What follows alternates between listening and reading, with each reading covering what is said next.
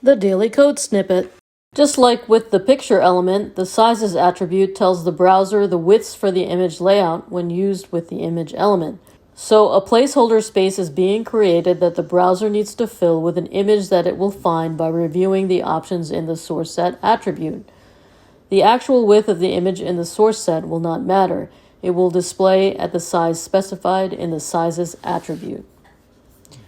So here in this example, the browser will look for an image to fill an image layout that accommodates a width of 80% of the viewport window, or VW.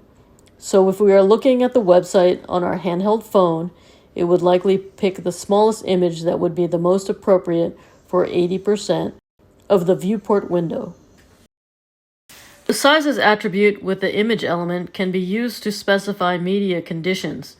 Media conditions are statements that are evaluated on a true or false basis. So sometimes you want to be more specific than saying 80% of the viewport window. You may want to use 70% of the viewport window when the browser is being viewed on a desktop screen that is at least 1,000 pixels wide. But when you are on a handheld mobile device that has a smaller screen width, let's say 600 pixels, you instead want it to display at 90% of the viewport window or even 100%. In this case, you would use the sizes attribute with the media condition specified.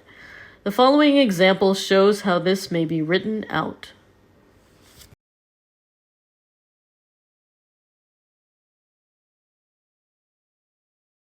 Presented by Designers Learn Code.